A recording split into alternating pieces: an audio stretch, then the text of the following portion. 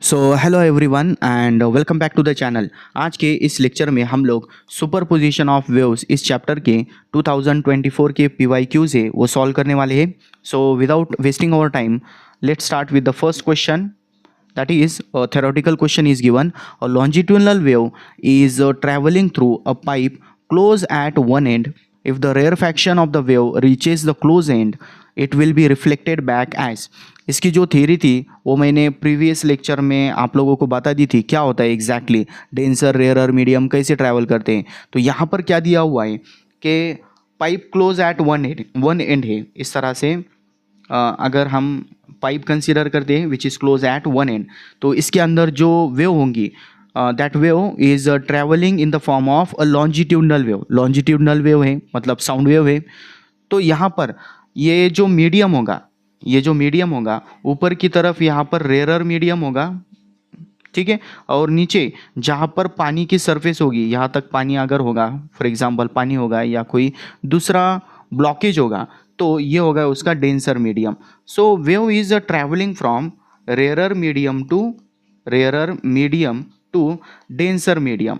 अगर ऐसी wave travel करने वाली होगी तो वहाँ पर कोई भी चेंज होने वाला नहीं है। अगर वहाँ पर रेयरफैक्शन गया है तो रिफ्लेक्शन के अंदर भी क्या मिलेगा हमें, rarefaction. So the correct answer is a rarefaction. Clear? इस तरह से एकदम सिंपल सा क्वेश्चन था। अगर हम लोगों ने इसकी थ्योरी क्लियर की होगी तो इजीली ये सॉल्व हो जाएगा। Okay, then we will move towards the second question, that is number 2। Question number 2 क्या दिया हुआ है यहाँ पर, pipe closed at one end. अब ये जो एग्जाम्पल है न्यूमेरिकल टाइप दिख रहा है, तो इसके अंदर क्या दिया हुआ है, पाइप कौन से टाइप का है, क्लोज्ड पाइप है, ठीक है। Pipe close eight one and vibrating in fifth overtone में वो वाइब्रेट कर रहा है, ठीक है, फिफ्थ ओवरटोन। उसके बाद में क्या है, is in unison with open pipe vibrating in its fifth overtone. मतलब यूनिसन का मीनिंग क्या होता है, देखो आप, मैं इस इक्वेशन को कैसे लिखता हूँ कि क्लोज पाइप है, फ्रीक्वेंसी ऑफ क्लोज पाइप, और वो भी कौन सी है, फिफ्थ ओवरटोन में। यूनिसन मतलब क्या, सेम आ गया है। सेम किसके साथ में है, a pipe which is open at both ends, और इसके भी कौन सी ओवरटोन है, फिफ्थ ओवरटोन है। ओके, इस तरह से हम इक्वेशन ले लेंगे। The ratio of LE as to LO, LE नहीं होगा LC होगा, यहाँ पर LC करना है बस, ठीक है। तो दोनों जो पाइप की लेंथ है, अगर यहाँ पर पाइप सेम लेंथ की अगर हम कंसिडर करेंगे तो ये पॉसिबल नहीं है। दोनों की लेंथ कैसे होगी, डिफरेंट होंगी। अब थ्योरी क्या बोलती है कि अगर क्लोज पाइप है, ठीक है, क्लोज पाइप के अंदर frequency of pith overtone is given bye NP। NP क्या होता है, 2P + 1 into N0 is a fundamental frequency.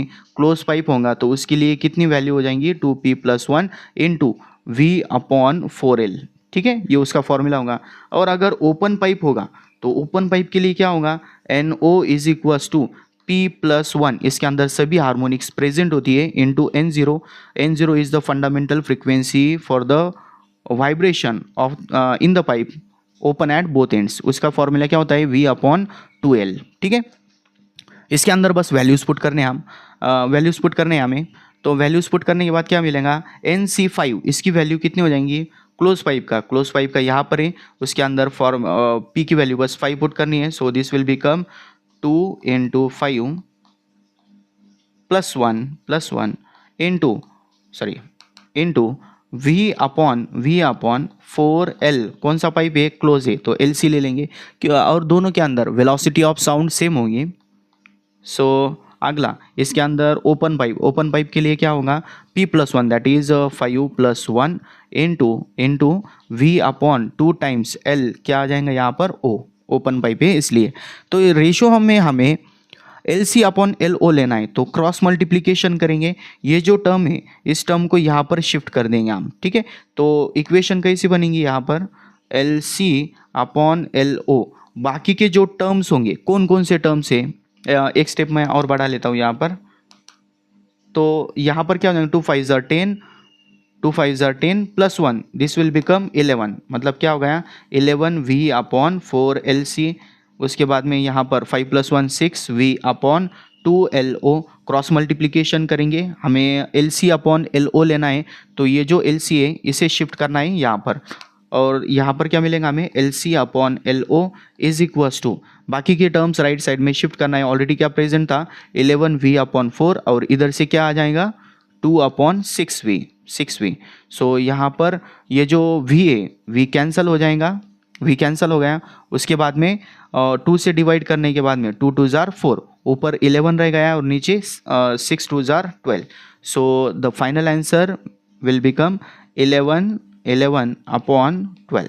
So correct answer कौन सा है हमारा 11 upon 12, that is C option is our correct answer. Clear? इस तरह से ये क्वेश्चन सॉल्व करना होता है, और सुपर पोजिशन ऑफ वेव्स के अंदर बहुत बार ऐसे टाइप के क्वेश्चन आते हैं, तो इजी क्वेश्चंस होते हैं, बस इसके लिए आपको ये थ्योरी पता होनी चाहिए, ये उसकी थ्योरी है। Clear? Then we will move towards the next question, that is question number 3। Question number 3 देखो क्या दिया हुआ है, ये इसे मैं रब कर लेता हूँ। अगर आपको लिखना हो तो स्क्रीन पॉज करके या स्क्रीनशॉट ले लो, या नोटबुक होंगी तो वो बेटर होगा, उसके अंदर क्वेश्चन भी लिख सकते हो और आंसर भी। ठीक है, नेक्स्ट क्वेश्चन दिया हुआ है, स्क्रीन पॉज करके एक बार क्वेश्चन पढ़ लो, खुद से सॉल्व करने की कोशिश करो, और अगर नहीं सॉल्व कर पाए होंगे तो यहाँ पर आप देख सकते हो। ठीक है, क्वेश्चन क्या है, इसके अंदर क्वेश्चन दिया हुआ है, in a long cylindrical tube the water level is adjusted and air column above it is made to vibrate in unison with a tuning fork kept at open end। मतलब आप लोगों ने 12th के board practical के अंदर एक experiment किया होगा रेजोनेंस ट्यूब का, वही सिचुएशन यहाँ पर दी हुई है। Okay, maximum sound is heard when the air column lengths are equal to, मतलब यहाँ पर बस क्या करना है, मैक्सिमम साउंड जो होगा वो हमें फाइंड आउट करना है। बिल्कुल इजी क्वेश्चन है, इसके अंदर करना क्या है हमें, देखो इस तरह से अगर हम कोई पाइप कंसीडर करते हैं, pipe close eight one and, इसकी जो लेवल होंगी यहाँ तक की जो लेवल है, फॉर एग्जांपल इसे हमने पानी से भर दिया है, ऐसा हम कंसीडर कर सकते हैं। ठीक है, इसके ऊपर जो वेव होगी वो कुछ इस तरह से होगी, एक वेव इधर की तरफ ऐसी होगी, ठीक है, और दूसरी वेव इस तरह से, दूसरी वेव इस तरह से 1/4 पार्ट के अंदर आ जाएंगे। और अगर ये पहला मोड हो गया, दूसरा मोड अगर देखेंगे तो इसके अंदर क्या हो जाएंगे, एक और लूप फॉर्म हो जाएंगे। मतलब कैसा, अगर हम उसे यहाँ ड्रॉ करते हैं तो कुछ इस तरह से उसकी जो डायग्राम है वो बनेंगे। तो सबसे पहले ये क्लोज एंड हमने यहाँ पर ले लिया, ये जो क्लोज एंड है ना यहाँ का, ये हमने यहाँ कंसिडर कर लिया। ओके, सो इसके बाद में क्लोज एंड है, मतलब वहाँ पर क्या मिलना चाहिए, हमें एक नोड मिलना चाहिए, इस तरह से नोड फॉर्म करेंगे। ओके, डायग्राम वही है, बस उसे हमने वर्टिकल की जगह हॉरिजॉन्टल दिखा दिया है। ठीक है, इस तरह से जो क्लोज एंड है, क्लोज एंड का जो पॉइंट है यहाँ पर मिलेगा, ये ओपन एंड का। तो इसके अंदर हमें मैक्सिमम फ्रीक्वेंसी ऑफ साउंड चाहिए, सो इंटेंसिटी ज़्यादा चाहिए। तो इंटेंसिटी कहाँ कहाँ ज़्यादा मिलने वाली है, सबसे पहले इस पॉइंट के ऊपर, ये जो पॉइंट होगा यहाँ पर मैक्सिमम है, उसके बाद में यहाँ पर मैक्सिमम है, और यहाँ पर मैक्सिमम है। अब ये जो है वेव का कौन सा पार्ट आ रहा है, वेव मतलब क्या, यहाँ से शुरू होने के बाद में यहाँ पर ख़त्म होने वाली है, तो वेव का यहाँ पर 1/4 पार्ट आ गए हैं। So this point is at λ/4। ठीक है, उसके बाद में ये पहला पॉइंट मिल गया, तो आगे बस उसके अंदर हमें क्या ऐड करना है, λ/2 ऐड करना है। बस क्या ऐड करना है, λ/2, क्योंकि हाफ लूप कंप्लीट होने के बाद में वहाँ पर हमें एंटीडोट मिलने वाला है। सो नेक्स्ट पॉइंट जो होगा, नेक्स्ट पॉइंट कौन सा होगा, λ/4 में हमें λ/2 ऐड करना है। सो दिस विल बिकम, यहाँ पर 2 से मल्टीप्लाई किया, 2 2 जार 4, ऊपर भी 2 + 1, दिस विल बिकम 3 λ/4। उसके बाद में नेक्स्ट पॉइंट कौन सा होगा, इसके अंदर फिर से 3 λ/4 है, उसके अंदर कितना ऐड करना होगा, λ/2। So this will become 5 λ/4। तो यहाँ पर ऐसे ऑड मल्टीपल ऑफ λ/4 बोल सकते हैं। ऑड मल्टीपल ऑफ λ/4 मतलब क्या, λ/4, दूसरा ऑड नंबर क्या होगा 3 λ/4, नेक्स्ट ऑड नंबर 5 λ/4। इस तरह से ये जो पॉइंट है ये न्यूमेरिकल टाइप नहीं, ये थ्योरेटिकल क्वेश्चन है। ठीक है, और इस क्वेश्चन को सॉल्व करने के लिए हम ये थ्योरी यूज़ कर सकते हैं। सो करेक्ट आंसर कौन सा होगा हमें, हमारा option D. Option D is our correct answer. Clear. Then our next question is question number 4. Question number 4 देखो यहाँ पर क्या दिया हुआ है. प्रोग्रेसिव वेव के रिलेटेड शायद ये क्वेश्चन है. क्वेश्चन देखेंगे हम लोग क्या है. सो क्या दिया हुआ है इसके अंदर. The equation of displacement of two waves are given as. दो इक्वेशंस दिए हुए. Okay. The ratio of their amplitudes is. अब ये जो क्वेश्चन है ये बहुत बार रिपीट होता है. अब ये देखेंगे हम प्रीवियस ईयर ओनली 2024 के जितने भी शिफ्ट थे उसके अंदर एटलीस्ट ऐसे इस क्वेश्चन के रिलेटेड 4 क्वेश्चन है. ओके. तो इजी क्वेश्चन होता है. सॉल्व करने की मेथड देखो क्या करना है हमें. तो पहला जो दिया हुआ है, पहला क्या दिया हुआ है, फर्स्ट इक्वेशन कंसीडर करेंगे हम. y1 is equals two equation है 10 sin 3 pi t plus pi by 3. ठीक है, ये फर्स्ट इक्वेशन है. This is in the form of a progressive wave, directly दिया हुआ है. इसे हम किस तरह कंपेयर कर सकते हैं. y is equals to a sin omega T plus K X और ओमेगा टी प्लस फाइव. इस तरह से हम इसे कंसिडर कर सकते हैं. क्लियर. उसके बाद में जो दूसरी इक्वेशन है, दूसरी इक्वेशन क्या दी हुई है.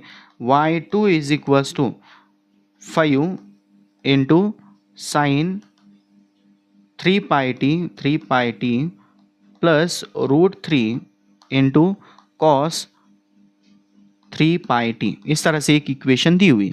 अब यहाँ पर जो है हमें इस इक्वेशन को एक बेसिक फॉर्म में लाना है, इस फॉर्म के अंदर लाना है. अब इस फॉर्म में लाने के लिए क्या करेंगे हम.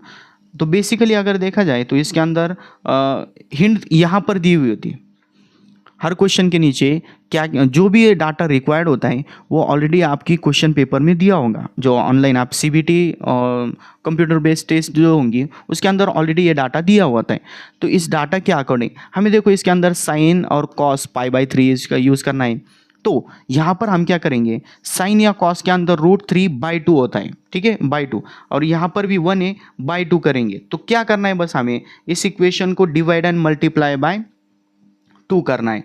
तो यहाँ पर 5 से मल्टीप्लाई बाय 2 करेंगे और जो डिवाइड का है उस डिवाइड की टर्म को अंदर लेकर जाएंगे. यहाँ पर आ गए 1/2 इंटू ऑलरेडी क्या था साइन 3 पाई टी. उसके बाद में प्लस यहाँ पर हो गया √3/2 इंटू कॉस 3 पाई टी. इस तरह से आ गया.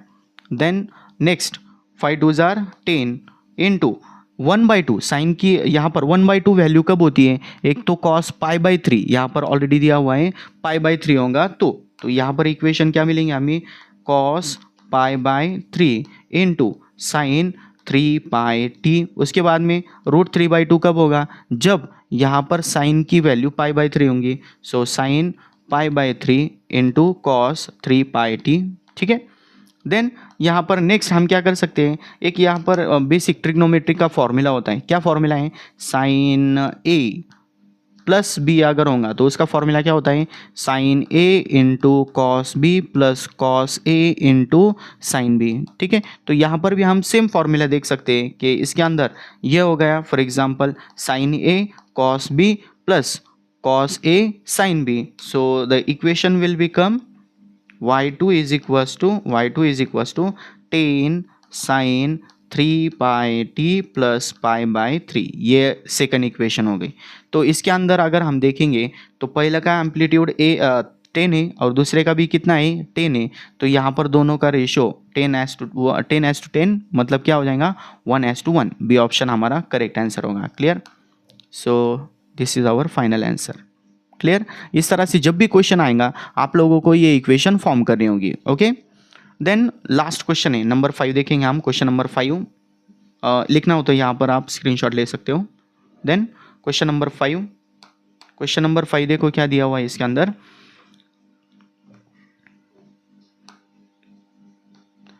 और transverse wave is given by equation y equals to, एक इक्वेशन दी हुई है, द वैल्यू ऑफ लैम्बडा मतलब क्या फाइंड आउट क्या करना है इसके अंदर, लैम्बडा फाइंड आउट करना है.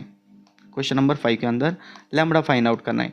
The value of lambda if the maximum particle velocity VP maximum particle velocity is two times wave velocity इस तरह से दिया हुआ है, ठीक है। तो ये जो इक्वेशन है, इस इक्वेशन के ऊपर से हमें एक तो वेलोसिटी मिलेंगी और मैक्सिमम के लिए वी मैक्स का फॉर्मूला तो हमें पता होता है, क्या होता है, ए ओमेगा होता है। तो इसके अंदर हम क्या करेंगे, बस देखो, अब सबसे पहले यहाँ पर पहली स्टेप लेंगे, y इज इक्वल टू, एक इक्वेशन है that is a cos into 2 pi nt minus x upon lambda, ठीक है। इसे हम कैसे लिख सकते हैं, a cos in bracket 2 pi nt minus 2 pi x upon lambda, ठीक है। तो ये डिस्प्लेसमेंट है। अगर हम इसका डेरिवेटिव लेते हैं तो क्या मिलेगा हमें, velocity. So velocity will be equals to dy by dt, a as it is. Cos का डेरिवेटिव क्या होता है, minus sine. So minus sine बाकी की जो टर्म है that is 2 pi nt minus 2 pi x upon lambda as it is, और multiply by function कौन सा है यहाँ पर, हमने बस कॉस का लिया है। अब ये 2 pi nt तो रह गया, मल्टीप्लाई बाय क्या करना होगा हमें, 2 pi n करना होगा, ठीक है।